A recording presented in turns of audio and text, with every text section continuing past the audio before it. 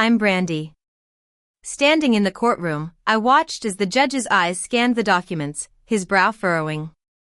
The air was thick with tension, and I could feel the weight of the moment pressing down on me. My biological parents, Lily and Ryan Thompson, sat across from me, their faces a mask of false confidence. The judge finally looked up, his voice cutting through the silence. "Wait," he said slowly. "You're the one they're suing?"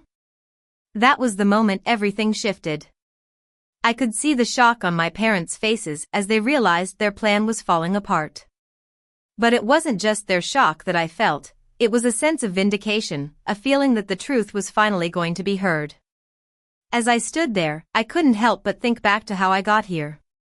It all started when I was just a few months old. My parents, young and irresponsible, decided they couldn't handle the responsibility of raising a child. They left me with my grandparents, Henry and Violet Miller, and disappeared without a trace. For as long as I could remember, my grandparents were my world. They were the ones who fed me, raised me, and loved me unconditionally.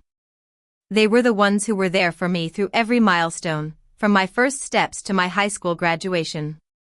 But then, my grandparents passed away, leaving me with an inheritance of $5 million. I was devastated by their loss, but I was also grateful for the life they had given me. I knew they would have wanted me to use the money to make a difference in the world. But my parents had other plans. 3 weeks after the funeral, I received a lawsuit in the mail. They were suing me for the inheritance, claiming that I had manipulated my grandparents into leaving me the money. I was in shock. I couldn't believe that the same people who had abandoned me were now trying to take away the only thing I had left of my grandparents. I felt like my whole world was crashing down around me. I called my grandparents' estate attorney, Emily Davis. She was a kind and compassionate woman who had known my grandparents for years. She listened to my story and assured me that we would fight this together. Emily told me that my parents were claiming that my grandparents were old and vulnerable, and that I had taken advantage of them. She said that they were trying to paint me as a greedy and manipulative person. I was furious. I knew that my grandparents were sharp and independent people who would never have been manipulated. I also knew that I had never done anything to harm them. I had always loved and respected them, and I would never have done anything to take advantage of them. Emily asked me to gather any evidence that would prove my relationship with my grandparents. She said that we needed to show the court that I was the rightful heir to the estate. I spent the next few weeks going through my grandparents' old things, looking for any evidence that would help our case. I found photos, letters, and medical records that showed how close I was to my grandparents. I also found a journal that my grandmother had kept, which was filled with stories about our life together. One day, as I was going through my grandmother's cedar chest, I found a yellowed envelope with my name on it. I opened it and found a letter from my mother. It was dated a few weeks after I was born, and it was filled with excuses and apologies. "We can't do this," she wrote. "We're too young. She cries too much. Keep her for now. We need our lives back." At the bottom of the letter, my father had added a note. "Don't make this harder than it has to be." I sat there, holding the letter in my hands, feeling a mix of anger and sadness. I had always wondered why my parents had abandoned me, and now I had my answer. They had seen me as a burden, a problem that they wanted to get rid of. But I also realized that I had been lucky. I had been raised by two amazing people who had loved me and cared for me. I had been given a life full of love and support, and I was grateful for that. As the trial approached, I felt a sense of nervousness and excitement. I knew that this was my chance to prove my innocence and to get justice for my grandparents. On the day of the trial, I walked into the courtroom feeling confident and determined. I was wearing a simple black suit that my grandmother had helped me choose for my first job interview. I felt like I was carrying her with me, and I knew that she would be proud of me. My parents were already there, sitting at the table across from me. They were dressed in expensive suits and looked like they were trying to look important. But I could see the fear in their eyes, and I knew that they were worried about what was going to happen. The judge entered the courtroom, and everyone stood up. He began by reviewing the case summary, and I could see his eyes narrowing as he read through the documents. When he finished, he looked up at me and asked, "Are you the one they're suing?" I took a deep breath and said, "Yes, Your Honor." The judge then turned to my parents' attorney, a slick and confident man named Robert Black. He asked him to present his case. Robert stood up and began to speak. He talked about how my parents had always loved me, but that they had been unable to care for me when I was a baby.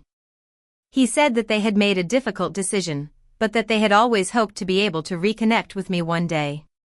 He then went on to talk about how my grandparents had been old and vulnerable, and that I had taken advantage of them. He said that I had manipulated them into leaving me the money, and that I was a greedy and selfish person. I listened to him, feeling a mix of anger and disgust. I knew that he was lying, and I was determined to prove it.